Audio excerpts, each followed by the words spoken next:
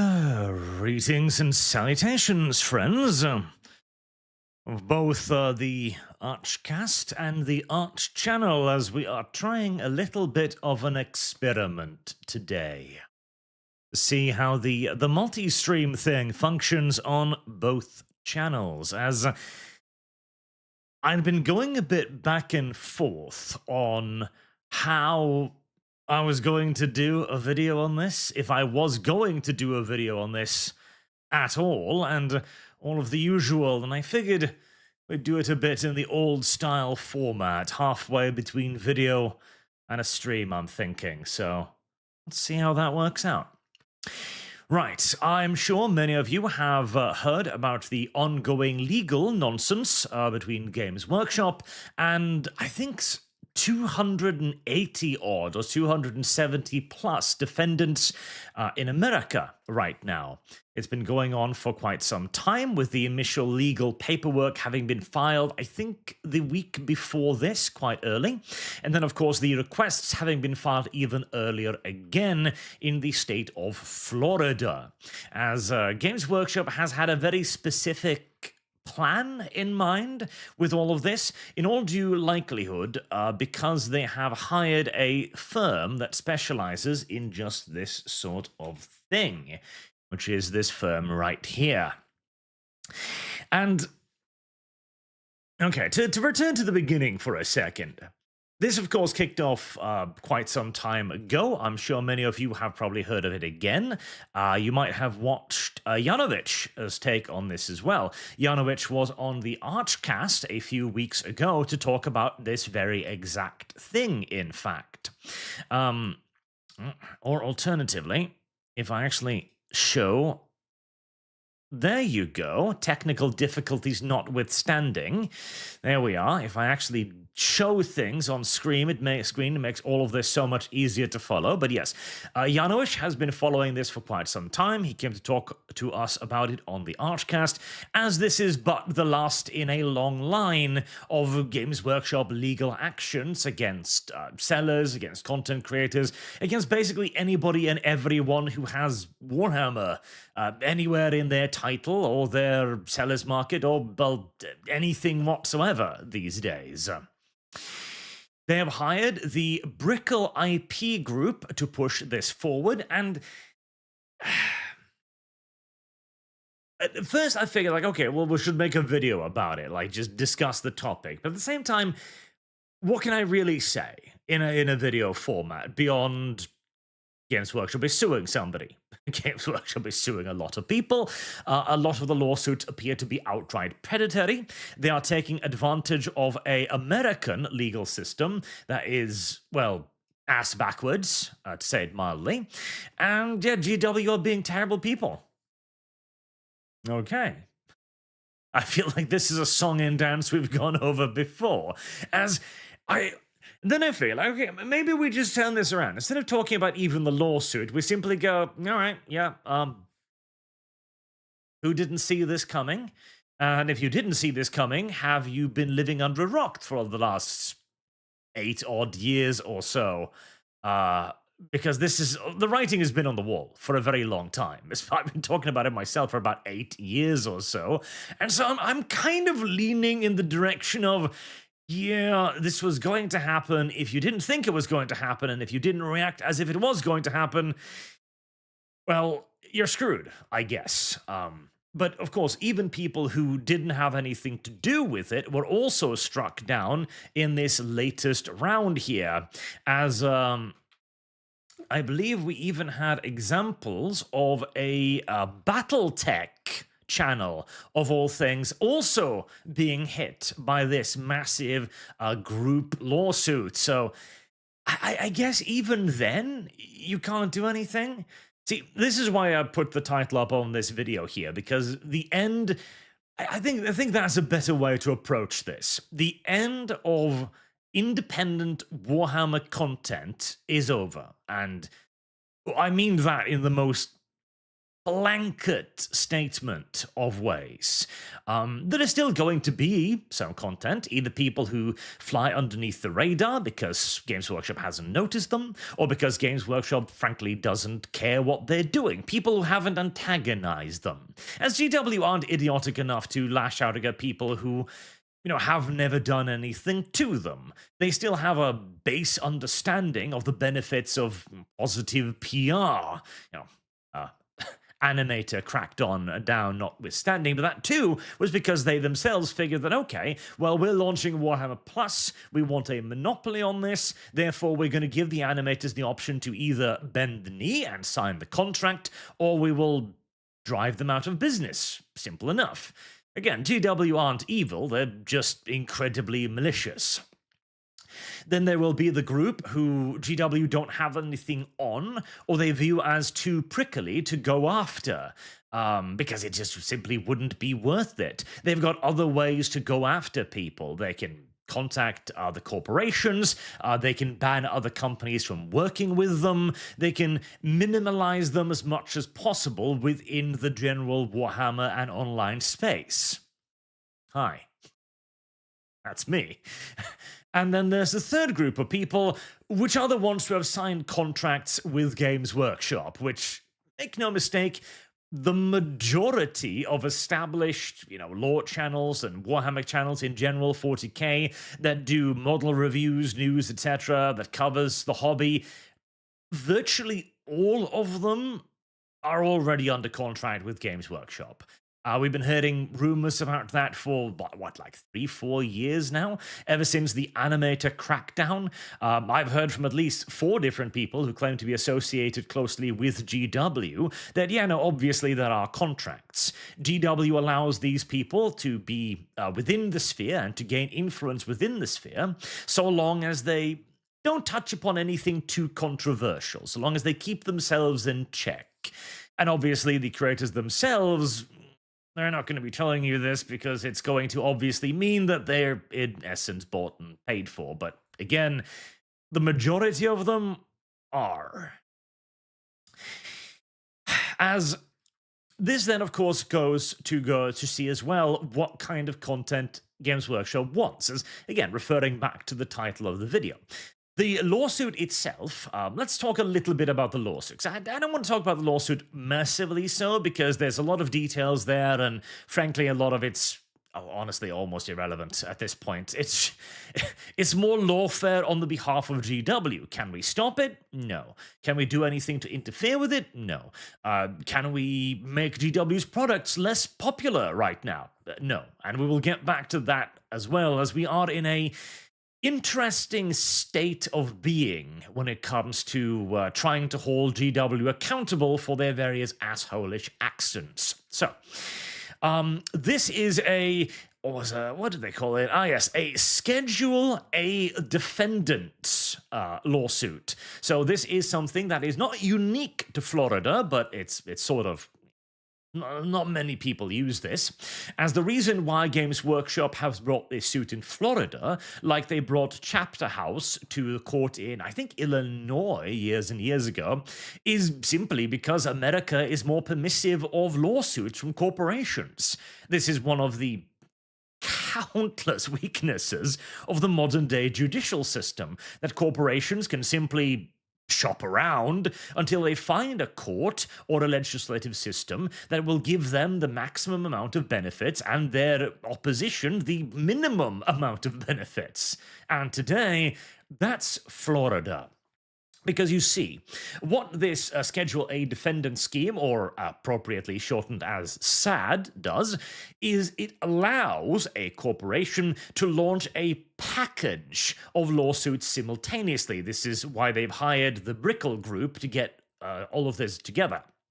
In all due likelihood, the Brickle Group 2 has basically then combed the internet, Etsy, Amazon, resellers, blah, blah, blah, just looking for the keyword Warhammer, in essence, as they've sued everything from genuine copyright infringement. Some of the examples that have been brought up are genuine, like people using the current-day 40k logo, for example, to sell things. Yeah, no, that is absolutely copyright infringement and trademark abuse. And all the way up to people selling I shit you not, magnets. Why? Supposedly because down in the description of what the magnets can be used for, it can be used for 32 millimeter Warhammer bases. So magnets to like lock units to bases, basically. So even that has been struck. And again, this is the perfect example of how broad the net has been thrown, right? So No Guts, No Galaxy was sued for Warhammer, the BattleTech mech Warhammer, because it's called Warhammer. That's literally it. That is the entire reason why he was caught up in the lawsuit, along with another like 270 plus people. Now, what SAD does then, first, it allows you to sue a bunch of people instead of needing to file individual lawsuits, which is what you would need to do in a normal legal system. And furthermore, it allows the courts and the corporations to seize your assets before court proceedings continue. So let's say that you've got a shopfront, a storefront, for example, that sells something that Games Workshop has decided is infringing upon their copyright, all right? They can then go to the court of Florida and then get a preliminary ruling, not even a ruling, but just like, okay, judge, these are the 280 cases, these are the people we want to take down. He goes, okay, you can proceed, and then the seller's account is frozen. His storefront is frozen, and the bank account associated with it, like anything like a account on Amazon, Etsy, etc., is also frozen. And this is, again, before any actual legal proceedings begin. So if you are targeted with this, you can't argue that you can't do this. It has already happened. This obviously means that the defendant will have very limited resources with which to defend himself, because, well, his money is going to be seized, his products and his shopfront is going to be seized. It also means that he has no opportunity to fix the situation. He can't go like, oh shit, I wasn't aware this was a copyright infringement, I'll take it down. There's no opportunity to do that. What you can instead do is go to GW, and they've been asking, reports claim from $2,000 to $10,000 to settle the case out of court. So at that point, it's basically an extortion scheme. Pay GW X amount of money, and they'll go away. What makes this even more ridiculous is that in Florida, it is legal to serve somebody with legal papers via email. So this is the other thing, right? If you are looking for to catch people who are in China, for example, or catch people who are in Africa, Mongolia, Argentina, God knows right where, this is a way where you can blanket all of them without actually needing to find them and sue them in the natural, normal fashion. Furthermore, if the defendant then doesn't show up to a court date in Florida, which means you, of course, have to travel to Florida, well, you forfeit the case, and Games Workshop then gets to claim damages from you. So, to put it very quickly and very bluntly, the entirety of this legal system in Florida is designed to give the corporation every single advantage, even to the point where they can actually dismiss lawsuits voluntarily as well. So, in the case of No Guts, No Galaxy, for example, he had originally ignored the email summons to court because, well, it seemed like a fucking scam email. Of course it did.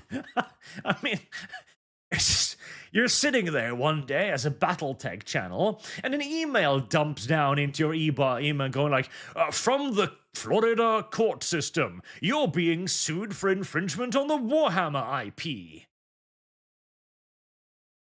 You're gonna shake your fucking head like this is obviously a scam email. Somebody's trying to phishing link my ass, and that was exactly what had happened. Naturally so. Until they'd been made aware that this was actually a genuine legal proceeding somehow. They had to retain the services of a lawyer, paying out of pocket, of course, and go to Games Workshop, contact them officially, and go like, you're retarded. And GW then finally looking at the lawsuit, because bear in mind, if they hadn't responded, if No Guts, No Galaxy hadn't responded to this, then he wouldn't have showed up in court, and Florida would have just gone like, bonk, guilty, damages to GW. So obviously, Games Workshop had every reason to simply continue on and pretend that nothing was wrong. Once they were actually contacted, however, they looked at the case and went, yeah, this is obviously bullshit, and indeed, if we bring this to court, it will weaken our position. In fact, they will be, well, obviously guilty of a spurious lawsuit at that point, as this bears no resemblance to reality whatsoever. And so, what GW does is, okay, well, this is going to hurt us. We can't win this, and in fact, it is going to weaken the rest of our cases, so we've decided to unilaterally dismiss you from this lawsuit, which is a power they have.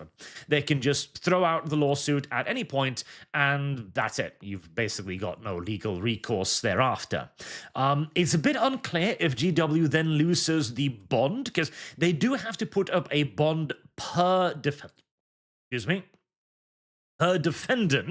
of about $10,000, but I'm presuming that gets returned to them. I can't say that for certain, but yeah, it's a terrible system. It is a fucking awful system. And again, that is exactly the reason why GW is doing this in Florida, because it gives them every single power in the universe and allows the defendant practically nothing. That's why, simple as. So, now that we've kind of talked about the lawsuit itself, which is exactly as predatory as you think, although I will again reiterate that there are elements of it that are legitimate as well. Like there are lawsuits within these 270 odd defendants that are legitimate, and there are many more that are scales of grey. Indeed, you might remember the Chapter House lawsuit from 2010. There we go. In this lawsuit, it was determined that GW could not claim copyright or our trademark IP over something that they didn't actually produce. I believe the example was mycetic spores, where Chapter House was Chapter House. Why do I want to pronounce it Chapter House? I don't even know. Where Chapter House was producing a model for a mycetic spore. GW went, okay, well, this is copyright infringement, and the court found, like, no, you don't actually produce this model. You have just made up a name, and then, like, we own this. No, you can't do that. You can't. Just like with pauldrons.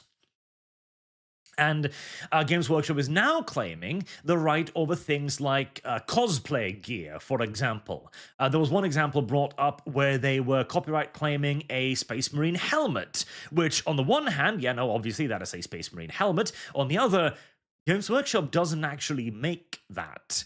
They don't produce that kind of item, and so that's a far more grey area again. Not to mention as well, this in no way damages Games Workshop. It doesn't cut into them, it doesn't harm their IP, it doesn't cost them any money, it doesn't compete with any official products, etc., etc., etc.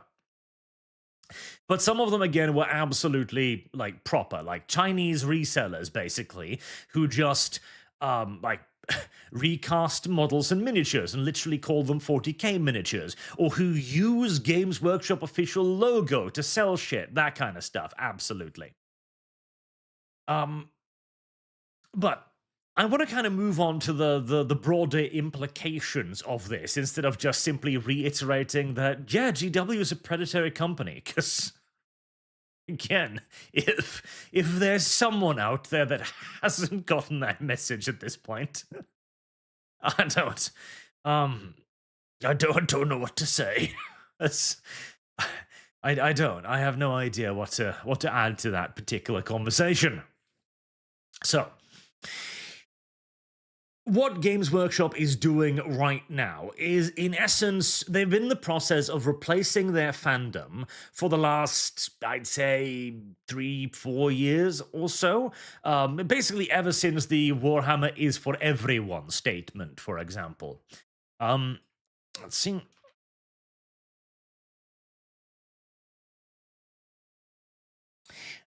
And this, of course, is in large parts related to the Amazon deal as well. So, Games Workshop has, for the longest time, been attempting to become a mainstream entity. They've been chomping at the bits to go mainstream for like a decade plus.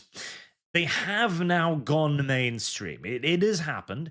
The entities in Hollywood, big corporations, are basically looking at GW and Warhammer 40k as the next Star Wars, in that it will be a new cultural phenomenon. And they're probably right.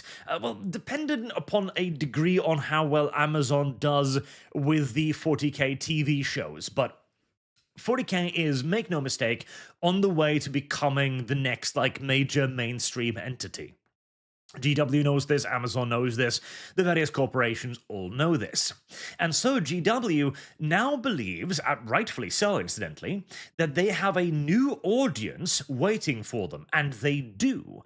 The majority of new customers coming to 40k these days, particularly after the COVID pandemic, for example, aren't the old guard. They're not grognards. The Amazon television show will not first and foremost, I have a thing in my goddamn eye, be aimed towards old fans. It's going to have nods here and there, cameos. The addition of Henry Cavill is absolutely going to be a part of that, definitely. But it's going to mainly be intended towards new people, which is why they're going to do Space Marines instead of anything interesting like Imperial Guard or Cyphers Kane or anything like that. They're going to do Space Marines because that's the moneymaker. That's the sales pitch, the fanboy thing, basically. This means that they don't need their old miniature fans anymore. They're going to move on to being a multimedia entity now. I genuinely wouldn't be surprised if they would start closing stores en masse, or in essence turning them into cafes or experience houses within the next decade or so, because they're not going to need to, especially when they get more and more into bed with Amazon, of course.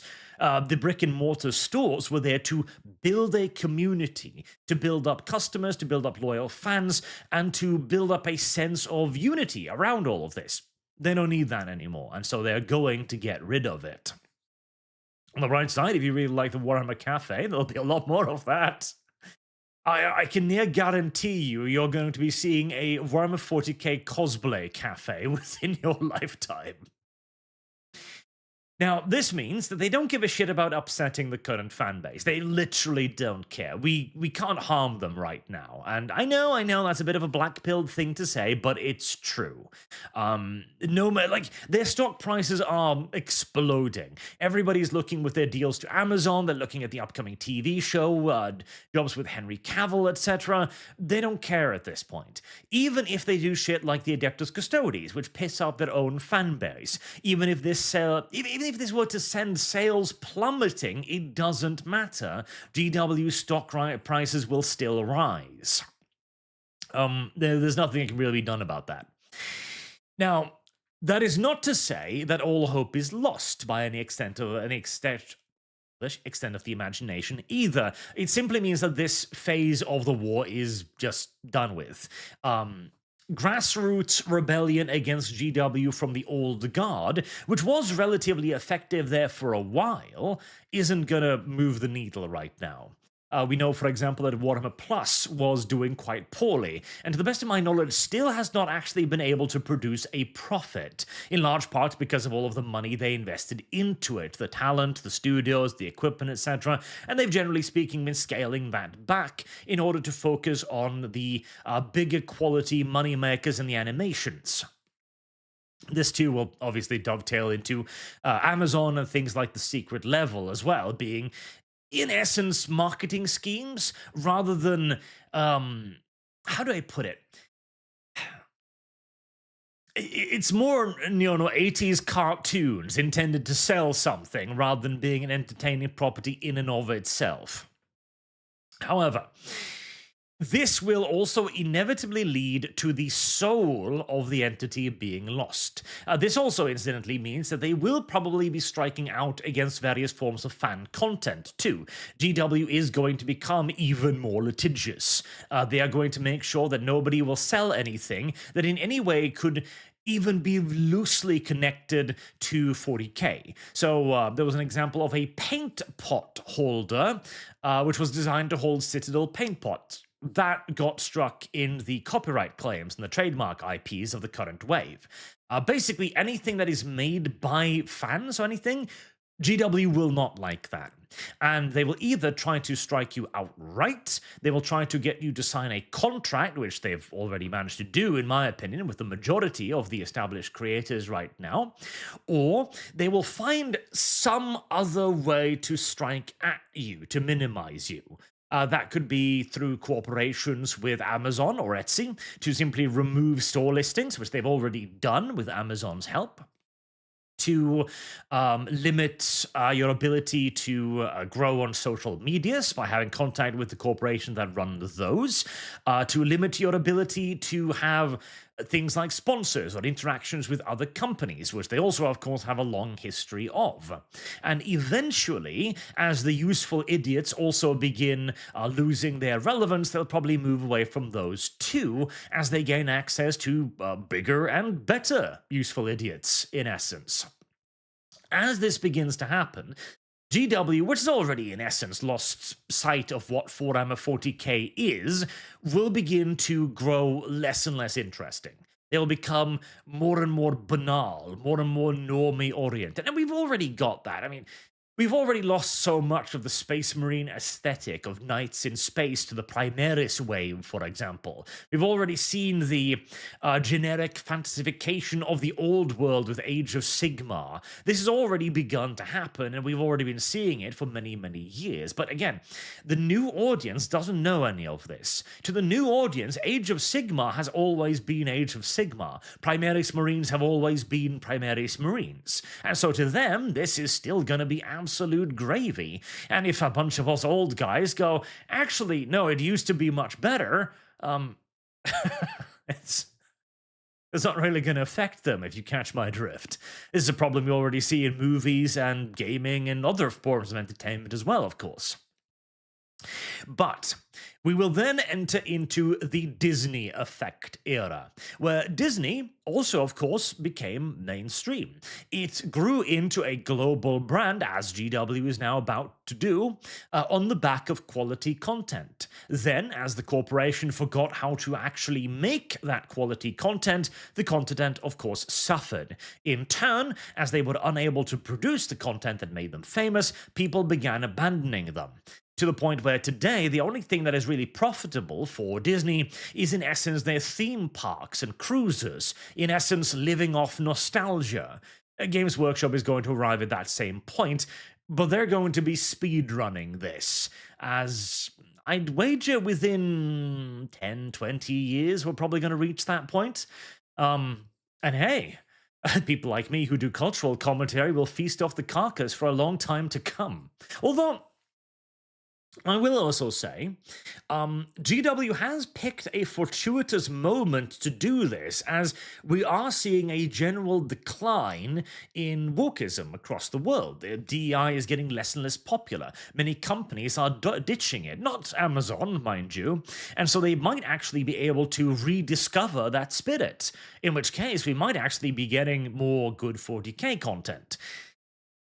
I'd be surprised if that happened, but it is a theoretical possibility. It will not, however, be on the back of, like, normal people. They're essentially going to be as litigious as Disney in the end, where Disney will basically strike out against anything and everything created by the fans in the effort of creating a walled garden for themselves, because that is obviously the best way to earn money. You don't want to do things like in the good old days, where the various IPs and properties could branch over and touch upon one another, like how Warhammer had literally a Lord of the Rings model in it, for example, and tribute characters. Now, it is far more profitable to go like, no, this is my segment of interest. Only I get to have this. Nobody else gets to touch it. Not other companies, not fans, etc.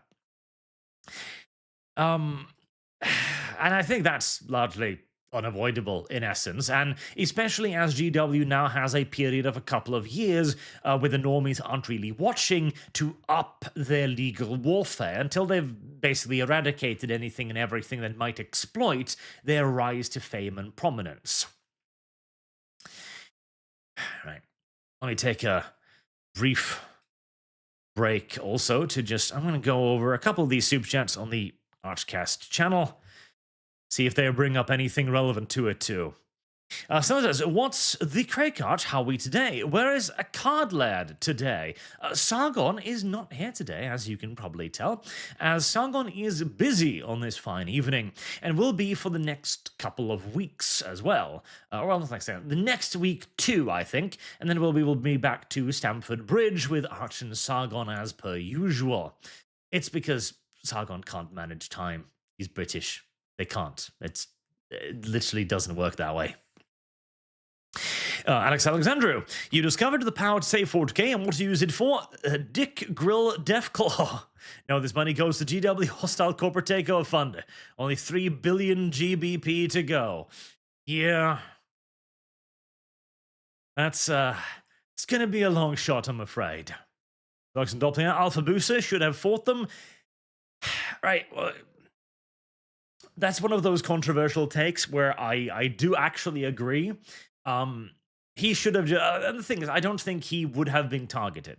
I think Alpha Booster would have become one of the people who were given a contract, in essence, and gone like, okay, you work for us now. I believe that would have happened, because he was obviously creating parody content, nor was Games Workshop, as far as I'm aware, in any way targeting them either, but they obviously had the best shot. And to be fair, I too should have just refused when they argued that they were going to change the name from Arch Warhammer to just Arch, trademarking the word Warhammer, because that would have been a 50-50 lawsuit at best, especially as they probably would have sued me in like the EU or something ridiculous like that. But that, of course, is one of the reasons why they can, in essence, claim that they just own Warhammer, which is in and of itself retarded. Robleg623, where does this leave you, Arch? We'll stand by you 100%. Thank you, sir. Thank you very much. But you are surely on their shit list. He who shall not be named after all that. I've already went through your channel being nuked once. I don't want to see it again. Oh, well, there's the thing.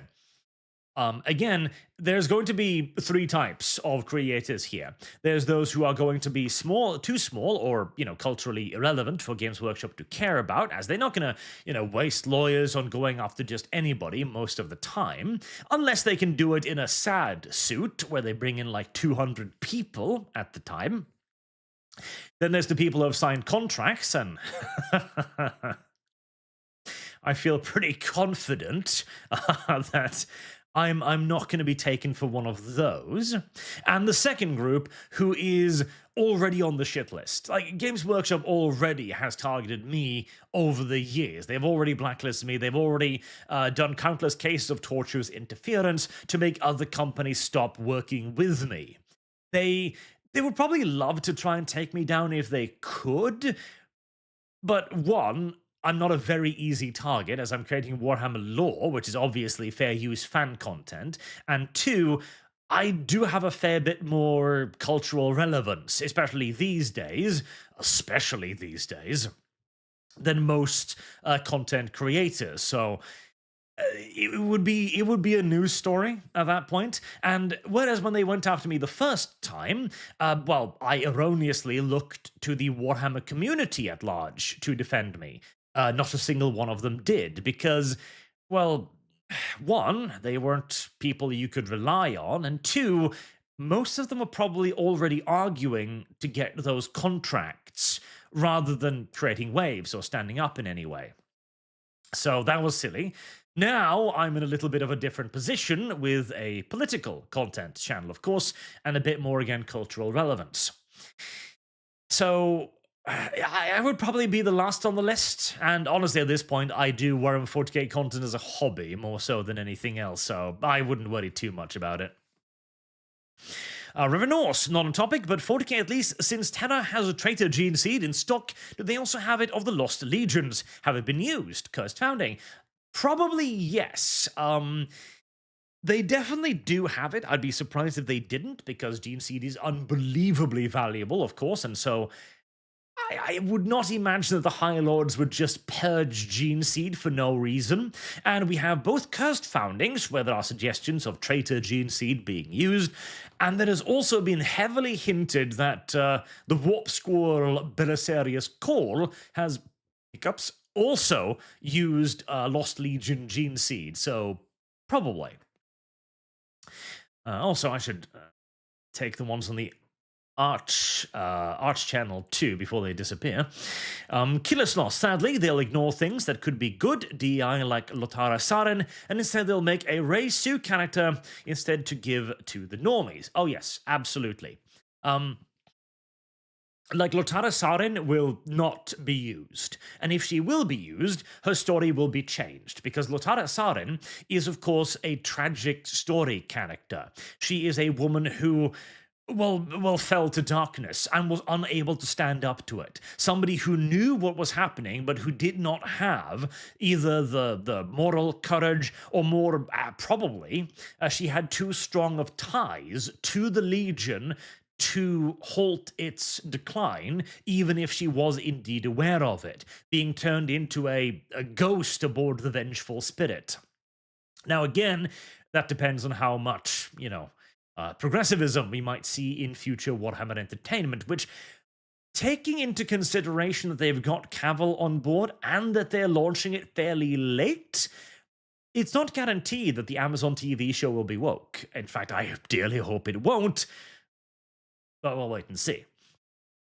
Skullthrone888. So what's your future then? I've been watching you since you've covered Warhammer Total War's release. Don't want to lose your content. Well, as I just said, I don't think I'm in any immediate danger. Oh, and speaking of Amazon as well, Amazon too has had like a weird, not pivot, but drift, more like, in the direction of the opposite political spectrum, with, in particular, Clarkson's farm, for example. Clarkson is an avowed anti-progressive, and his show has earned them so much money. It's like one of their most popular entertainment entities right now, even as the Rings of Power is flopping so hard that it's difficult to quantify.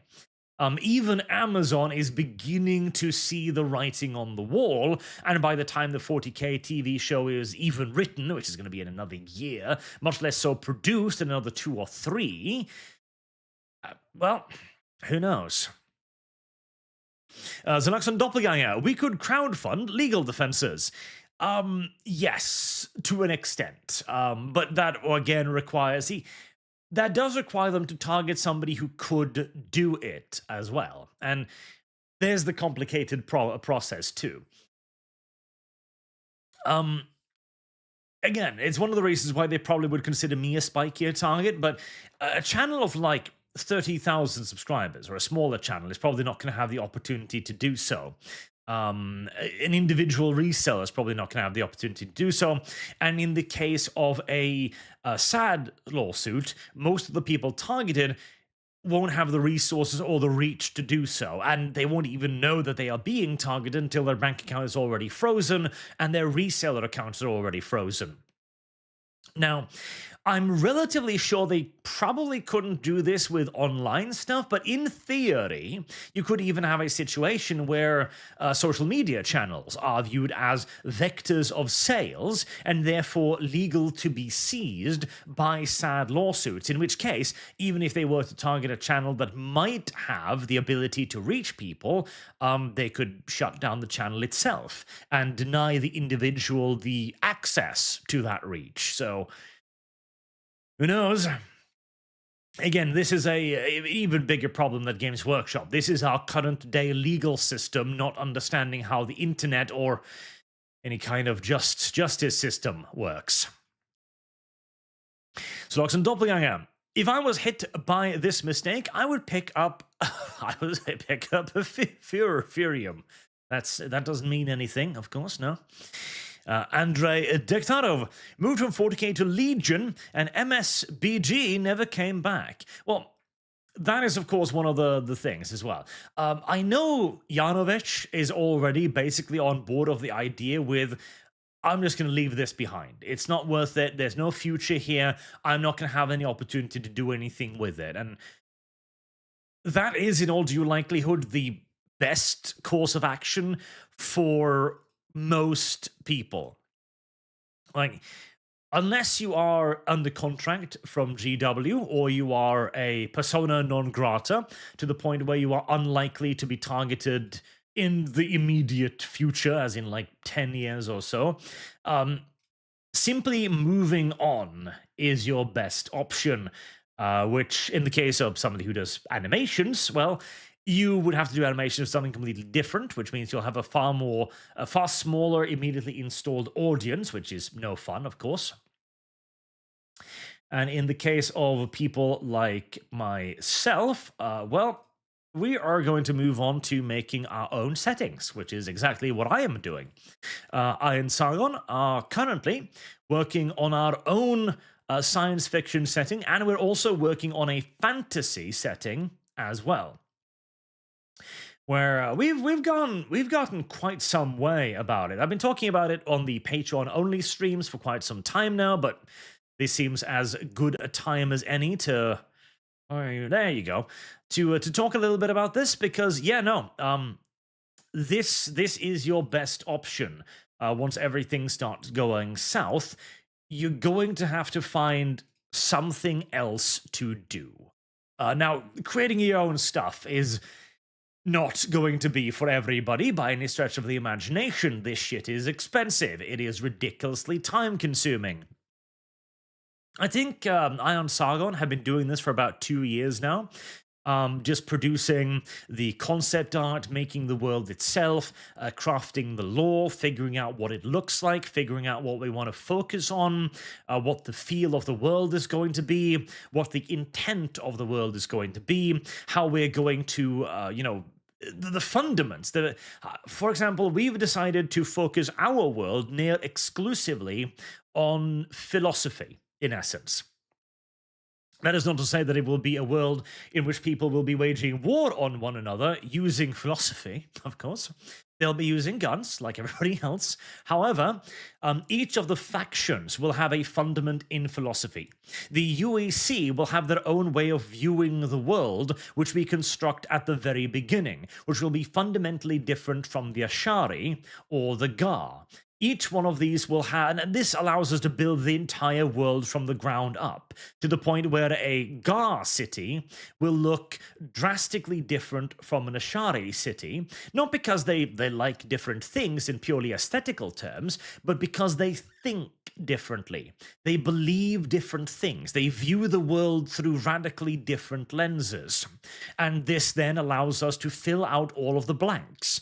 We don't have to think about all of the plot holes, like, oh, what kind of weapons would the Gar use? Because we've already thought about that. We have already built up the basis of their ideology, their worldview, and from that you can, in essence, extrapolate how they build, how they breed, how they fight, how they view the world, what their diplomacy looks like, what their art looks like, what their buildings, their civilization.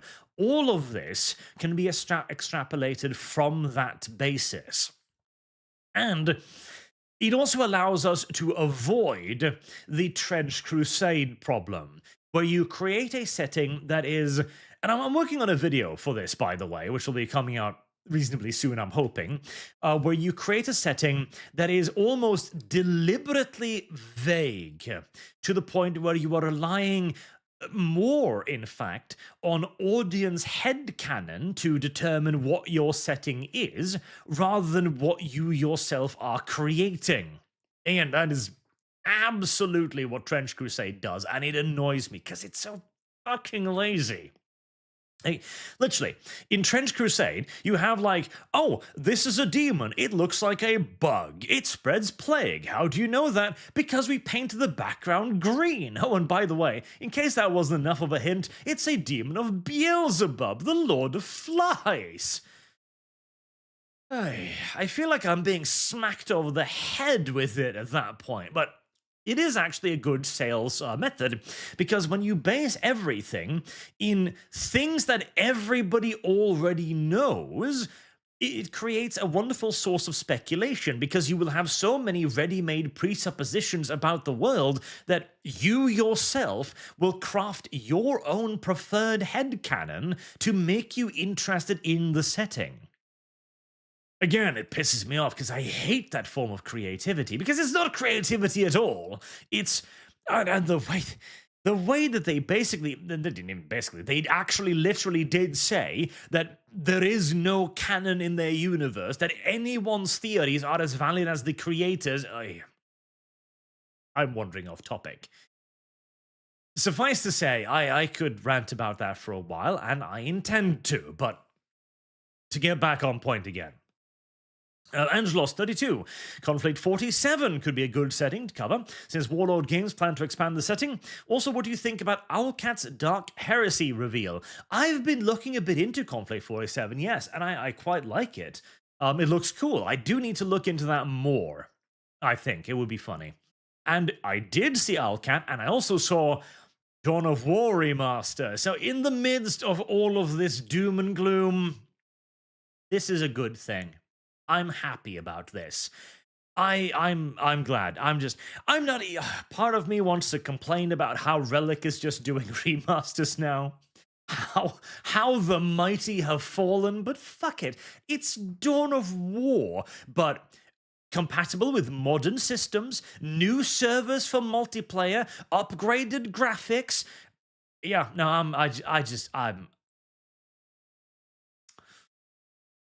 I'm sick of being sad. I just want my Dawn of War. Dawn of War 3 put me in a position where I will take the scraps. It's good. Thank you. Please remaster Dawn of War 2 next. Don't try to make anything new, Relic. We both know you can't. Just give me back my childhood. Which is a somewhat sad thing to admit, but here we are. And that intro animation still holds up to this fucking day. Oh. Rebel Umbreon for $20. Thank you very much, sir. I've been getting into Diesel Punk. Empire's War, I'm taking any chance I have to promote it. All their lore is free on their World Anvil page, and think we should start looking at alternative hobbies. Oh, absolutely. Empire at War, eh? I'll put it in my Google. Have a look at it later on. Thank you. And I do agree, but the reality of the situation is that once you hit mainstream company levels, there really isn't a whole lot of competition. Like we can look for alternative hobbies to enjoy for ourselves, and we should. But it's not going to weaken GW. So it is for your own entertainment purposes, in essence, and that is a good thing. And 94 Razors, screw GW. I don't know what drugs they're on, but they need to stop attacking the fan base. Sure, go after the ones infringing on trademark, but leave the fan creators alone. Yep. Well, absolutely. That is the standpoint everyone wants GW to have, but no, it's GW. Skiki, this is a Doom retake, except that it's dead. It has been dead for a while and move on. If they fail, good. If they don't, well, I don't care either. Yeah, no, I'm pretty much with you there. I'm simply going to feast off the carcass. That's as ghoulish as it sounds, that is literally my intended strategy at this point. Games Workshop is not the company I once loved. They're not creating what I once loved. I'm going to take pieces out of it. I'm going to hope they burn themselves to the ground, and I'm going to launch a objectively superior product. And then we will slowly begin to build up a better fan base with better stuff, and I can promise you this, at least. A vastly superior attitude to the fans. We're already planning a system where if anybody wants to make stuff for our setting, if they want to make books or fan novels or even models and miniatures, then obviously we will need a veto right to go like, okay, this doesn't fit with our setting, etc. But if somebody makes something that we approve of that fits within our world, we are planning on a system to do revenue share with them and basically go, okay, yeah, no, this is really cool. We will officially allow you to use our brand. You can now be an official part of it. And obviously, we will give you a portion of the proceedings and so on. Because the fans are supposed to be brought up, not crushed down. Controversial take in this day and age, I know. Next to go on the first, the Pope of Tea has been a member for 25 months. Thank you very much, sir. Don't forget to drink your tea. Have you seen what Yanovich uploaded and talked about GW's renewed offensive against creators, GW adjacent producers? I don't know if I've seen if he's made anything recent, but I have been keeping an eye on what Yanovich has been doing, yes. Andrew P. Normies mainstream need characters to survive the villains of the week. True Grimdark makes them uncomfortable because of the crush. Oh yeah, no, well that's the other thing too. Warhammer 40k is not going to be Grimdark. It's not. It is not going to be Grimdark. It is going to become Hope Punk. That is what Games Workshop is going to make it. You are going to have heroes. You are going to have characters that cannot die, that cannot even be inconvenienced in any real way. You're going to have Marvel superheroes. That's what you're going to get. That is absolutely what you're going to get. Once they happen, a character that they like, he's going to be eternal. And, well, again, it means that we won't have 40k, but we will have Marvel. More of it, so yay. Samuel Fraser. Arch, what do you think about Grey Knight and specifically Kaldor Drago? I like him as a meme. But that's kind of a meme. He's meme material. I like the meme of Kaldor Drago. He is funny. And the Grey Knights, too, are sort of funny. I'd prefer it if they didn't have a tabletop faction because, I mean, they're just another Space Marine faction. Like, the Custodians should never have had a faction, in my opinion, but yeah. Timothy LaRue, Arch, have you heard that there's an OnlyFan girl that does 40k lore? No, I have not heard there's an OnlyFan girls that does OnlyFan lore. Oh, well, no, that's the other way around. I have not heard that there's an OnlyFans girl that does 40k lore. I haven't heard about that. But that is cool, if nothing else, and another wonderful example of how mainstream 40k has become.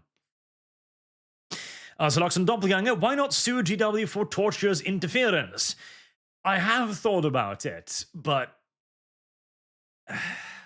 I mean, it was too many years ago at this point, and I doubt I'd be able to get Wargaming on board with that somehow. Snudenhoff, will there be a felonid Warhammer cafe? Snark aside, been watching you since 2016. Hope you are here to stay. Oh, I certainly intend to. And thank you very much. Thank you. Master Huntsman for 20. Our hobbies should never have entered into the mainstream. They just ruin everything they touch. Yep. Well, that is the sad reality of having a good hobby, that it will eventually become popular and then it'll be dead. What can I say? Angelos 32. Also, I think Space Marine 2 is what made 40k truly mainstream. No amount of gatekeeping could prevent it at that point. Possibly. I mean, I wouldn't attribute it entirely to Space Marine 2. If anything, Space Marine 2 was a symptom of the mainstream that it was already underway. And it was a lot of normies' first exposure to Space Marine as well, which obviously resulted in massive sales, and they're right now working on Space Marine 3, which is probably going to go the way of Doom the Dark Ages, in my opinion, because, the way I view it, Space Marine 1 is a better game than Space Marine 2, in my opinion. It is. More stuff in it, cooler combat, I liked it better. So then Space Marine 2 becomes the popular but less good sequel, like we saw with the Doom franchise again. And then number 3 is going to be the hyped up, oh my god, it's going to be great, and then it releases and nobody really plays it, tertiary entry into the series, like we saw with Doom the Dark Ages recently. That's going to be my 2 years in the future prediction. Rebel Umbreon, sorry, it's Marcher Empire at War, my bad. Okay, I will put that on my list.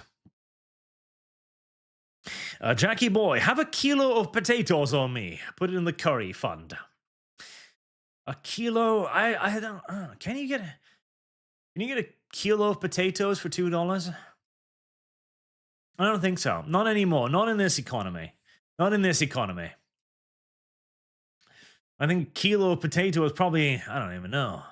I haven't bought a kilo of potatoes. Actually, that's not entirely true. I think the potatoes do come in like half kilo bags. So, but that is again somewhat besides the point. Let's add that to the curry fund. And Jackie, Dragon of Dragons. The problem is that large companies know how the wind is changing, but don't want to admit of being the wrong for supporting left-wing ideals. Well, they're not going to admit it, obviously. That would be silly of them.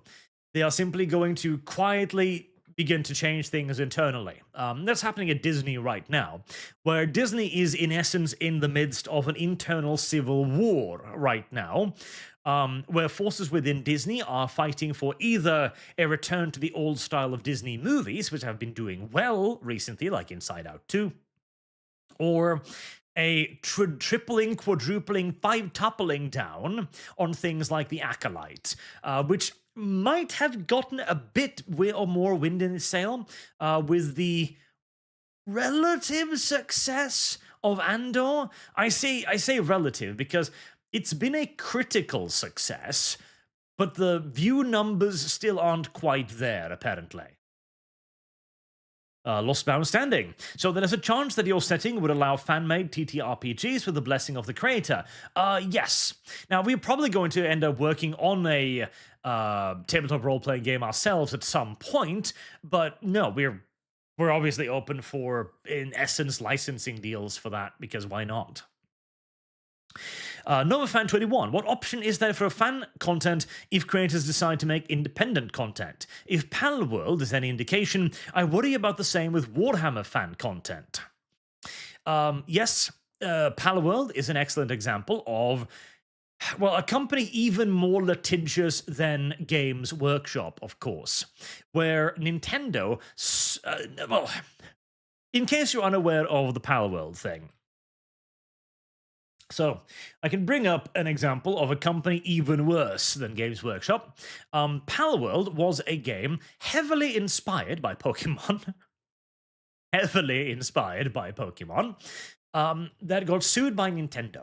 Now, Nintendo figured that they probably didn't have a great copyright lawsuit on their hands because whilst the inspiration is rather obvious, they're not directly ripping them off. So a copyright lawsuit going like, oh, this is Umbreon or this is Beelzebub.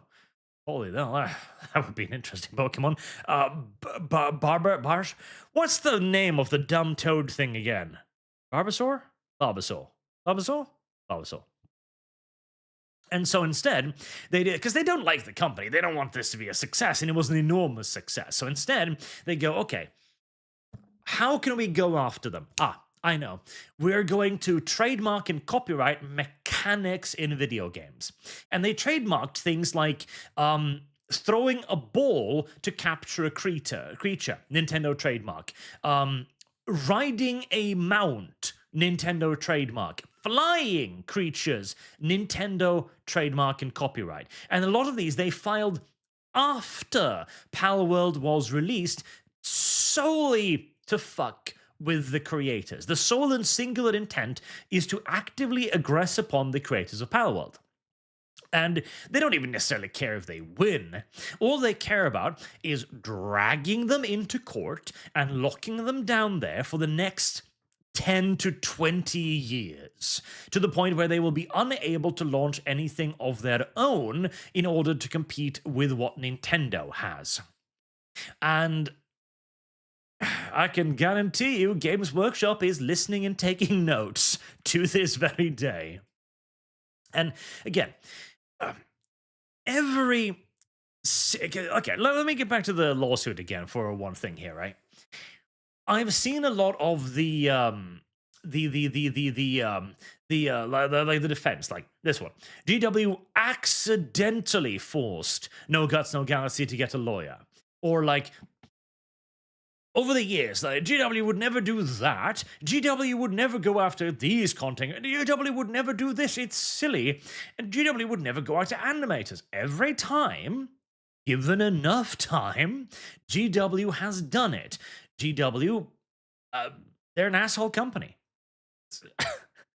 Again, it's very simple. If there is any line you think GW will not cross, you simply haven't given them enough time to cross it yet. And so anyone who's thinking that they won't eventually go after just straight-up lore creators unless they have a contract with them is, well, frankly, delusional, in my honest opinion. As with Nintendo. Oh, they won't copyright flying? That's insane! And then they copyrighted flying. That's Games Workshop as well. And it's only going to be worse when they have Amazon money to use. No question about it. They have a long and proven history of doing this, and I see absolutely no reason why we should suddenly believe that they will see the light and go like, oh, we've been monsters. Let's not do that. No, it's not going to happen. It's not going to fucking happen. Captain Blue Shadow for $20 on the ArchCast. On the Arch channel. Thank you. It's a shame that GW is so adamant about bringing down the fan base. 40k is still one of the best sci-fi aesthetics out there. I like your alien designs, but to me, your human designs seem a bit too generic sci-fi to me. Oh, au contraire, mon ami. Like, listen. We have a very unique human faction. So, I agree. Okay, our basic tank, yeah, this is fairly generic. Okay, I know I'm wandering off topic again, but I need to defend my honor here. This is a fairly generic tank. That's because it's a fairly generic tank. It's just the main battle tank. That's, in essence, all it is. But the UAC have a very different focus. Most of their stuff is actually based around things like drone vehicles like this. As in the UEC, every single human being has a personal assistant AI implemented into their brain on birth. This is your companion AI. Your companion AI helps you navigate through life. It is constantly a voice in your ear and can even project itself onto your eyeballs. And the entirety of UEC society is, in essence, a mix of utopianism and nightmare, where you will live in an enormous overgrown tower. The outside is enormous jungle. The entirety of Earth is just one vast, overgrown, untamed jungle. Why? Environmental issues. We want to maintain nature, whilst humanity live in gigantic towers, where every human being lives, in essence, in a pod. Everything that you see around you is in form of an artificial construct. The grass on the floor is a light show. The massive tree at the center of the atrium plaza is holographic. The animals playing in its branches are holographic. Most of the things you see when you go into your pod at night, you can go to the beaches of Malibu, the top of Mount Everest. Everything is holographic. Your food is artificial nutrients made to look like chicken or beef or whatever. In UAC society, you will have virtually everything you could have ever wished for, but none of it will be real. This creates a rather collectivist society, which is why we have decided to model a fair bit of it on bugs. They have a very insect-esque aesthetic. Like, for example, the medic drone here. The medic drone obviously accompanies field medics into combat zones. It will then be implanted with the companion AI. So the medic will be in direct communication with the companion AI at all times to administer first aid. That's why we have these derpy little idiotic faces in them as well. The companion AI also is practically the only form of human connection that most people have these days. Take a family, for example. A family in the UEC don't live together. Once you become of age, like a year or two, you are assigned your own pod. Families live apart. A wife and a husband might be on the opposite side of the earth. Their child might be on another portion of the earth again, and they will simply share a server, in essence. Because again, everything is fake. Everything. The insect-esque aesthetic also, of course, extends to a lot of their vehicles, like their transport ships, for example, in essence being a hive-esque brood mother, where all of the smaller transport containers are extended out behind the main hive on thousands of tiny little interlinking umbilical cords that control the various containers. See if I... And we do have some more generic stuff as well to make them recognizably human, like the sniper team, for example. The sniper team, this is a sniper rifle in my universe. This is a sniper rifle. This shield is large enough for both operators to hide behind it, because the UEC was under the very simple assumption that once they wandered out into the galaxy to liberate it from oppressors, they didn't know how large the aliens might be. So they decided to make a sniper rifle that could deal with any alien they might encounter. So, in the defense of my own honor, I feel like we've got a pretty cool setting. This is one of my favorites too. Universal cockpits. So it doesn't make any sense for vehicles to have unique control schemes when you have an AI in your brain. You can interface with, in essence, everything and everything. So anything shares the same cockpit. If you can fly an aircraft, you can drive a tank. If you can drive a tank, you can operate an artillery piece. And obviously, as the UEC values human life above all others, the hive must go on, etc., they're always ejectable. They can fire themselves out of the vehicle as a little pretty escape pods. I like the universal cockpit. I think that's a pretty cool idea. Anyways, I've wandered off topic again. Lord Common says, Spartan, I know a tabletop RPG game dev who could do the hard part of the game dev process by the name of Notepad Anon. You could reach out if you want, a developer with over 100 games under his belt. Also, Curry Fund. Curry Fund. Maybe. Right now, we've already got two projects in the works, so a third one would probably be too much at the moment, but I'll keep it in mind. Our Shadow Fox 2300. The only reason they did it was because Password was good. If it had been a flop, they would have given a damn. Password was good? I'm confused now. And yes, chat. This is indeed intended to basically be a socialist utopia. The human civilization of the UEC is, in essence, the question of what would happen if you created a perfect socialist communist utopia, except you replace the communism with capitalism and EU-style bureaucracy. So, yeah, it's socialism that works. It's modern-day European Union-esque socialism that works. Largely, again, due to the capitalistic component and the fact that all of the people can be kept adequately complacent by luxury goods, basically. And the thing is, at any point, as the democracy is as fake as anything else, at any point, you can vote the leaders out of power. At any point, the populace of the UEC could, in theory, vote out their leaders. If you can figure out what ballot to fill in, if you can figure out which election to vote in, if you can figure out what precinct to vote in, if you can figure out when the elections are, etc. And all of the information is freely available, along with every other bit of human information ever recorded. The UAC doesn't censor, because if you do censor, all that happens is that the censored thing becomes even more popular. Instead, UEC simply buries your ass in information. You want to know about a thing? Okay, you're going to have to wade through about 5,000 hours of media articles before you get to it. Good luck.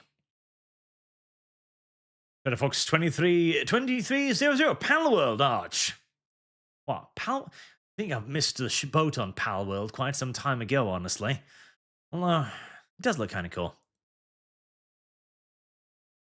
Sandu, will your setting have a faction that can take every resource type to fuel its efforts for war? Like a rogue robotic intelligence using anything to defend self-destroy everything that isn't itself? We are actually thinking about doing an AI faction, yes. But it won't necessarily be rogue AI. I'm not going to talk too much about that, but we are thinking about doing some sort of AI faction, yes.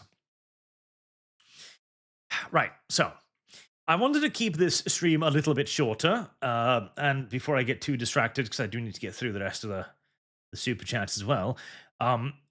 Closing thoughts on the whole lawsuits thing. So, we've talked about the lawsuit itself. It's obviously bad. We've talked about GW abandoning their fans, which is going to happen. We've talked about how we can't really stop that. And we talked about my plan to basically feast on the carcass. And anyone who's going to continue within 40k is A, either under contract, B, feasting on the carcass, like myself, or C, ignorant of what's going to happen to them. One out of those three can, generally speaking, summarize the majority of individuals at this point. But the final thing, then, is the cultural context of all of this. What's going to happen next on a grander scheme, shall we say. So, Games Workshop is, in the short term, going to continue to grow. I think it's going to be the next Star Wars. I genuinely believe so. I think in a decade's time, we're going to basically see like 6-7 television shows being released a year of 40k. This, in turn, is going to lead to fatigue. This, in turn, is going to lead to the populace, the people watching it, who joined not really because of what it is now, but because of what it once was, beginning to move away from it again. GW, in essence, need to either create slop that is edible enough for the normie audience that they're seeking out, yet still interesting enough to keep them enticed, or they are going to need to try to re-embrace the old school content, in which case they will chase away their modern audience, which is why I don't think they're going to do that. Imagine Uriel Ventris being created today for Amazon television show. Imagine the Demon Kulaba on Amazon TV in 2026. Yeah. So GW is going to instead water down their setting. It's going to transition into being literal hope punk. And it will see remarkable success in the short term by doing this. I don't really have any doubt about that. But it will lose its soul. And like everything else that has lost its soul, as with Rings of Power, as with Star Wars, as with Disney and Star Trek, etc., etc., it will eventually begin to collapse. This is the seemingly inevitable cycle of entertainment these days, only to be picked up again, perhaps, at some point later on, but we're a bit too far away from speculating on that just yet. It's going to have the Marvel effect, so if you love current-day 40k, you're basically going to have to contend yourself with eventually becoming an old Hammer fan and carving out your own preferred edition with your own preferred models, as you will not like where this is going. You're not. Or, alternatively, find another setting that suits you better. There are quite a lot of them out there. They're just not as large or as popular or as established. And most of them will now never become as large or popular or established unless they either already have a platform with which to market themselves, B, become a bit of a social phenomenon, the likes of Trench Crusade, for example, or C, get ridiculously lucky by hitting upon some point of culture that nobody had really seen coming, like the Common America, for example, the American superhero-style mangas. And there might be a couple of companies that'll slowly claw their way up as well, but, you know, we are definitely entering into the dark ages of tabletop gaming, in my opinion. And 40k, having now risen to its zenith within the next couple of years, will then begin a very, very slow, painful decline. And we are all going to be here to see it, in all due likelihood. It's not necessarily the brightest of notions, and again, the age of independent content is absolutely over, in my opinion. You're not going to be seeing it anymore, as GW is going to go more and more litigious, and you have not yet seen the extremes of litigation that GW is capable of. So yeah, that's my rather doomerish final conclusive opinion on the entire topic. I hope I'm wrong. I hope the Amazon TV show is good. I hope it doesn't become Hope Punk, but I have had an uncomfortably accurate track record with these things so far, so if anything, my optimism has always been the most misplaced of my takes and theories, so do with that what you wish. Let's do the wrap-up, shall we? Last bow standing on Streamlabs. So there is a chance that your setting would allow... I read that one. Marksman, you're right about Palworld from Channel and Japanese lawyers. The lawsuit is to assert their dominance, a common hazing like practice in Japan, done by cultural giants. After all, why would the max damages being sought be 60k? A little dictator fun. Oh, absolutely. Again, this is simply a way to assert dominance and to essentially attempt to bully a smaller creator out of the marketplace. And unfortunately, our current day legal system not only allows that, but encourages it, in essence, as you can simply shop around for the legal jurisdiction that'll benefit you the most. Connor's Smug Mug. Lotta Sarin is World Eaters, so she is not on Vengeful Spirit. That was Sanguinis. Vengeful Spirit? Sanguinis? Oh, yeah. I might be confusing things. Obdulio, you've arrived at the same mindset as I have for Fallout. The new fans are feverishly slobbering up the Bethesda Fallout slop that I've given up hope it'll ever get better. Fallout as I know it is dead and not coming back. New Vegas is my mind's Fallout's finale. Yes, and that can also be seen very well in the Fallout TV show. So, the Fallout TV show was a beautiful example of what I was just talking about, right? Fallout began as a rather grimdark franchise, but with hope on the horizon. The intent of Fallout was to see the growth of civilization post the apocalypse. The entire idea of the Brotherhood of Steel, hoarding technology, seeing the various tribesmen on the cities in the wasteland, etc. It was supposed to be about recreating the world. That was the tale of Fallout, of rebuilding and of surviving, not the apocalypse itself. The apocalypse was merely the backdrop. And yet in the Fallout TV show, they nuke Shady Sands, which was exactly that. They made the TV show about the apocalypse rather than the recovery from it. And of course, in the Fallout TV show, Mr. House is on board with the apocalypse. It wasn't created by China nuking America. Instead, it was the evil capitalists, Vault Tech, starting the war.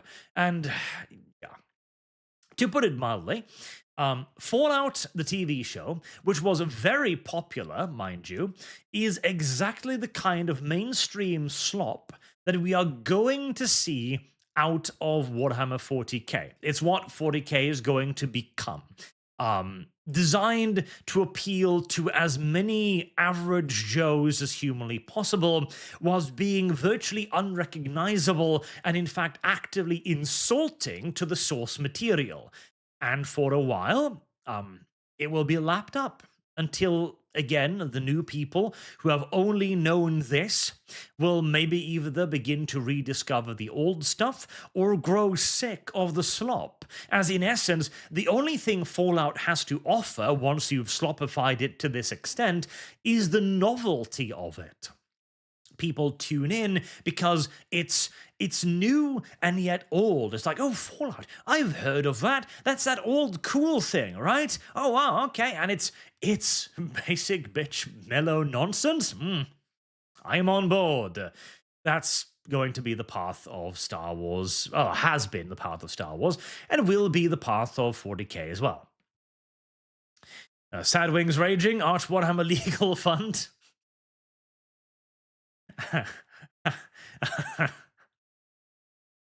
Maybe I shall start putting it away, putting it aside. Marge James, Google needs to be sued for their Intellia's ad asking for people to put in their phone numbers. I feel like probably suing Google is, if anything, even more ambitious, if anything. But I like the idea. I don't mind that. Tube. Trucking Joe, thoughts on CGL acquisition of Ironwind Metals? Catalyst Game Slabs. Really, I haven't heard of that, so I can't really comment, unfortunately, because I don't know about it, so sorry. Next on the first Pop of Tea, they'll delete Slanesh and Girlboss it. Chat voice. Yes, well, they've already started minimizing Slanesh, so yes, Slanesh is probably going to be one of the first major entities to basically be yeeted out of the setting, or they'll be turned trans. I shit ye not. That would be the alternative for Slanesh. Basically saying that Slanesh is the god of all sex, all hedonism in essence, and that means that she's gender fluid or something. Read that one. Laylee Dragnell. So channels and podcasts that focus on lore are fine. What about channels that make or have made tabletop or Wrath and Glory content? If I was to make an educated guess, I think that the first thing that GW will eventually go after will be first lore and then tabletop stuff. Because the lore, you might speculate a bit too much. You might talk about the grim, dark backstory of 40k. You might be bringing up a little bit too many things that GW no longer wants you to talk about, shall we say. And tabletop will be the last. And even GW can't be that crazy, but then I simply fall afoul of my previous statement. If you don't think GW is that crazy, you simply haven't given them enough time yet, so yeah. Zoloxon Doppelganger, nothing will replace the sci-fi fantasy grit of 40k. No, probably not. The active grim dark of it will probably not be replaced for a very long time, if indeed ever. Ian Jarrett, the art style for what did that say? UEC made me think of Battalion Wars Western Frontier. A little bit, yeah. Now, in part, that is a little bit of the art style as well, probably, as we've got Kevco working on this, who is an excellent, excellent artist, and who has made most of our UEC stuff, whereas our Ashari stuff as well. So this is Kevco again, in the Asari Siege Tower, which is a beautiful, beautiful little entity. Art styles, many art styles.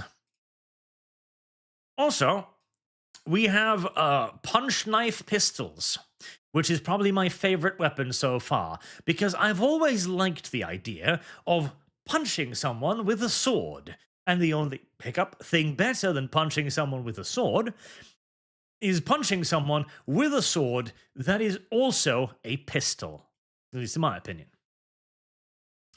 Look, your product, if your setting is a success, will you consider expanding it into other mediums like video games and books? Yes, we've already got plans to digitalize it. We're only doing a tabletop thing to begin with because it's easier than making a game, basically. Calzine 101, you can thank Disney for FL's awful copyright, Florida's awful copyright laws. Of course it's Disney. I should have known. I should have known. Mercenary X21, text-to-speech was the only thing getting me into Warhammer when it left for World of Darkness. Screw GW. I hope they collapse. I'm glad I didn't spend a penny on them. Dark Resurrect becomes a member. Thank you very much and welcome, sir. Mercenary X21, and I want the Skaven 2 from Fantasy Sigma to invade 40k and outright end everything and end GW for good. That would be funny, but unlikely. Alex Adamson, I've seen ads with 100% Palaworld assets. Alien. Yeah. Plagiarism is such a dirty word in these days. NJ Gamer Arch, why not call them Shit-tendo? Because I didn't know about that. But I'll forget about it and just call them Nintendo again. Valamir, potatoes go for 2.5 to 5 PLN. Have 2.2 to 4 kilograms for curry. Thank you. I now have more potatoes for my curry. Do you put potatoes in curry? I don't rightly know. Ian Jared, what you've described so far, the UAC, it kind of makes me think, like, what if the robots and humans from the Matrix work together to become one faction? A little bit. See, the base idea of the companion AI is basically that the AI is going to happen regardless. And the thing that determines whether or not an AI is good is, in essence, the training model that you use it for, right? If you train an AI of specific political ideology, for example, obviously the AI will adopt that political ideology. If you train it off nonsense, it'll produce nonsense, etc., etc. Which is why the companion AI is not trained of anything but you. The AI is trained off you, your experiences, your intelligence, what you gather from the world, and it, of course, once installed, already basically has all human knowledge worked within it. And then it uses you as training data to figure out how to best make you successful in society at large. It figures out what you want to do for work. It figures out what you like to do for hobbies. It figures out what kind of people you like. The AI is genuinely your friend. It's not some sort of dystopian control device planted into you by the government or anything. It literally wants you to succeed and will do everything in its considerable power to make you succeed. But that also occasionally means that it might need to manipulate you a little bit, occasionally. If it decides that something is best for you, but you're not quite aware of it yet, it'll find some way to get you to do it, even if you don't necessarily like it. Kevathar 1138. The big question, Art, will there be titans for all or some factions? No pun intended. Titans, eh? Honestly, probably not. Simply because titans would in essence be worthless as weapons in actual reality. There is a lot of air power in this setting. If anything, our titans are more like bombers and strategic weaponry like that. There is a UEC bomber, for example, which was nicknamed by the GAR the Shadow of the End. It is a stratospheric bomber. It carries enough tungsten arrows that it drops out from a near atmospheric altitude to basically carpet bomb a city into utter ruin obliteration. It is what the UEC use when they need the destructive force of a thermonuclear device, but they're not willing to put up with the fallout. So that, if anything, would be our titans. Zenoxon Doppelganger, your setting needs more demons. We will have some, although probably not demons, but we are definitely thinking about doing some sort of very, very evil entity. Boog, Universal Cockpit sounds like Takara's Diaclone. I don't know what that is. Torn, hey Arch, I've been watching since the Malian 40k days. That is a while ago. Thank you, sir. Don't Space Marines grow a secondary gene seed that can eventually be harvested when it matures and allows for the slow replenishment of it? They do indeed. They have the main gene seed, and then there's the... I was about to say pituitary gland, but I don't think that's right. Secondary gene seed that can also be harvested. I don't remember how many years, but it takes quite a while for it to mature. And that, along with the main gene seed, which can also be harvested, means that from one Space Marine, you can technically get 2 gene seeds, but that's not a whole lot, and it takes like decades to do. And obviously, there's always the danger of gene seeds being destroyed, of the corpse being destroyed, of the main gene seed being destroyed, the secondary gene seed, or corpses simply not being recovered. So even in the entirety of the Imperium, there's a very, very limited store of gene seed. Very, very limited. It is the single most valuable resource in the entire Imperium. MJ Bull 515. I thought this setting was supposed to be a fiction. Well, the best fictions are based on reality. What can I say? Another thing too, like the Ashari. This right here, this beautiful, beautiful view of an Ashari world. This is a slaver civilization. The Ashari are of the opinion that they are innately superior to all other living beings, and that all other living intelligent creatures should be enslaved and used as labor to the best of their abilities within the Ashari Empire. The Ashari view this as their burden to bear, literally the Rudyard Kipling of things.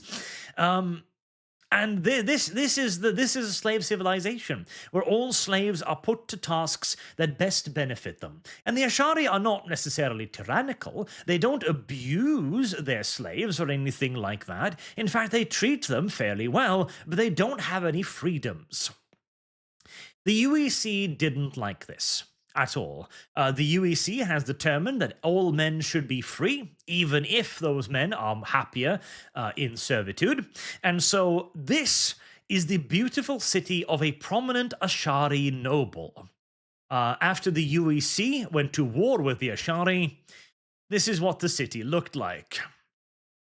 I'll leave it to you to determine whether the plight of the enslaved was bettered or worsened by the UEC coming to liberate them.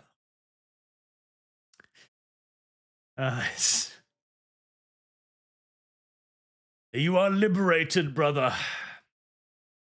But I was happy. Well, too fucking bad. Tajard, you should search for Soviet communist term Zotzozarevnovia and Stutupovigna. Sounds like your world communist UAC. Play Foxhole and Curry. Baz, how will you do the models and who will do the box art? Models will be... We're probably going to be working on some element of 3D printing. And also printed, actually made models, that we will sell the models themselves. But we are looking into having STLs that we can distribute as well. Marked Ashamed, how much money is needed to buy GW and take them private? Billions at this point, I fear? There are at least hundreds of millions. Sandoom, Fallout show irks me lore-wise immensely. I know your pain, sir. RobLake623, got to go see the lady. Thought experiment, how much to fund you to come to my wedding this September in Kansas? We have good barbecue, Arch. Take care. First class tickets, hotels, all of the luxuries. Sounds expensive. Sounds very expensive. Joshua Sullivan, how many centuries into the future will your sci-fi setting be set? I've got an ideological faction idea that amuses me but requires some time in the oven to bake. Probably not incredibly far. Probably... what, 10,000 years maybe? Not like ridiculously far at all, because we do want to keep it sort of close to, the current day, sort of, kind of. Curtis Thompson asks the important question: does your setting have cat girls? Theoretically, yes. Theoretically, yes. Listen, the companion AI in your brain can dream up anything you want whatsoever. And it can simulate it as well. Once you go into your private house at the end of the day, your personal pod in one of the enormous UEC towers, the pod can recreate any reality whatsoever you desire, as the entire UEC society is built on holographic technology, AI feedback, drones, automation, etc. So, if you want a cat girl, the companion AI will simply go, okay, and make itself look like a cat girl. Or it will dream up any number of cat girls for you. You can touch them, you can pet them, you can do questionable things to them if you so choose. You can get them pregnant. Literally. In that case, it will simply just deposit the genetic material, and that will be used to create a child via a sperm donation program. Which should horrify you, incidentally.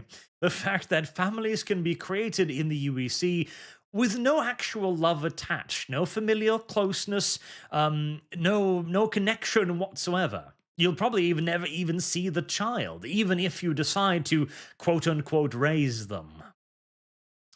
The entirety of the UEC is basically intended to make you go, oh, that sounds awesome. But hold on a second. That's actually really fucking creepy. So yeah, the question basically becomes, there is a box. Inside of the box is everything you have ever desired, but all of it will be fake. Do you want to live inside of the box? Yes, no. That's what the UEC boils down to. And Ian Jarrett, for some inspiration, might I suggest Supreme Commander? The UEF and Seraphim come to mind. I have played Supreme Commander. It is a very, very cool game. And I am looking forward... there's a couple of spiritual successors to Supreme Commander. What the fuck was the name of...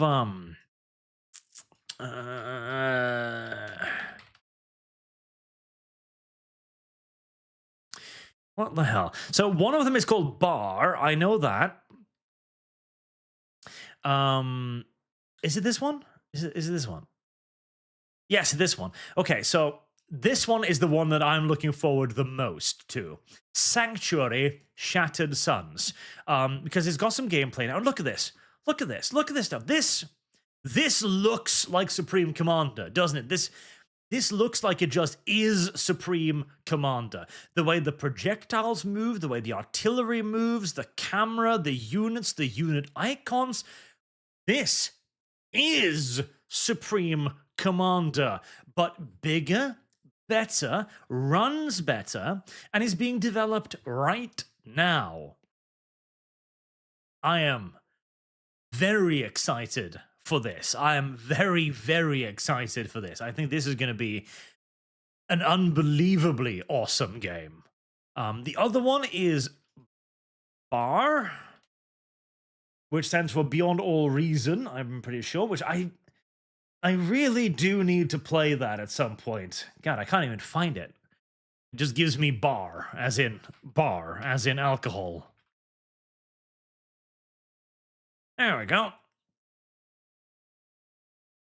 And this is the other one, Beyond All Reason. It is already out at the moment, I believe, in kind of an early access state.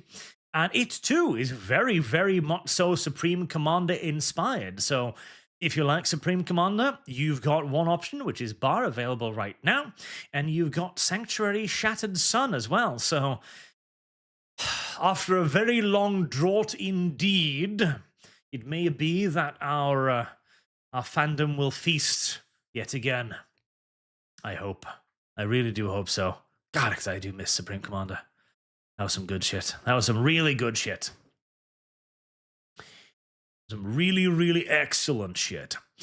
Elsie Sorana, do you want to live in the box? Arch, that's just a modern marriage.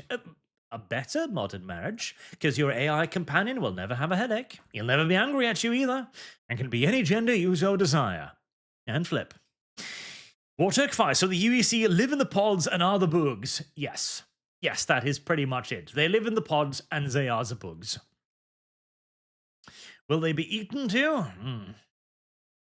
Marksman 117 from a brainstorm I did with a friend. Humans are extinct, but AI continues their legacy as a race of semi-religious machines that crusade through the galaxy to avenge their fallen creators and build monuments to their legacy. That does sound fun. And demons. Do you mean like Subverse level demons? Naughty? Serious question. Humanity stands on Xenos. Breedable, good, non-breedable means extinction. I think it serves as a good gauge for picking Xeno allies. Best way to assimilate. Little dictator. UAC society is very welcoming of Xenos. In fact, they damn near like Xenos better than they like other humans, and will be manipulated into doing things by aliens because they'll simply assume that foreign means good. Krieg, Star Wars EU is getting popular again. Good writing. Well, I mean, there's going to be some of it, I'm sure. And NJ Gamer, too fucking bad with the smile on my face. Too bad indeed. Half of that premise is Nier Automata? Nier, I'm assuming. Yes, I think that was like the old humans are dead and just the robots live on or something. I still need to play that game too. I've been told it's good, and I believe the people who've told me it's good.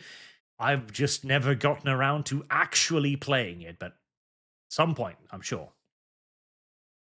So the UEC are the Tau, but less blue? Oh, no. See, the UEC don't think they have a right to conquer the galaxy or anything like that. They don't have a greater good. They simply want to coexist with all the other species. So long as all of the other species follow their ideas, that is. Not ideologically, not to conquer them, not to dominate them. They just need to not be morally ill and morally evil, which is why they wage a genocidal war on the Ashari, because they view the Ashari to be morally unjust. In the same way that the Ashari absolutely fucking hate the UEC. But again, I was planning to keep this short, and we're coming up on 2 hours now, so probably wrap it up there. Anyways, that is my general thoughts on the GLW lawsuit. The lawsuit itself is obviously nonsense. Parts of it is justifiable, but overall it's not a good thing by any stretch of the imagination. It is a general ill, and is going to lead to further ills over the time, inevitably so. Until eventually, 40k will begin its long collapse, as anyone who is making fan content for them need to prepare themselves for the end, in essence. And that's a sad thing, and it's an unavoidable thing, so better just get on board with it and make the best out of it. Mario Trujillo has been a member for 12 months. At this point, we need to just make our own setting, correct, and keep them privately owned. The corpos cannot be trusted, and it's going to be a lot of hard work. Couldn't agree with you more on that, sir. Right. With that, thank you all very much for watching, chat. Thank you for your generous donations, as always, and it does indeed look like the multi-stream thing worked, so we'll do a little bit more of that when I have something relevant to talk about or stream. I was planning on playing Dawn of War, the Rights of War games in the not-too-distant future, so you might multi-stream that. Once the Dawn of War remaster comes out, that will obviously need to be played, because that is going to be absolutely awesome, I think. So, until next time, I've been Arch. Thank you all very much for watching, and I do hope to see all of you again soon.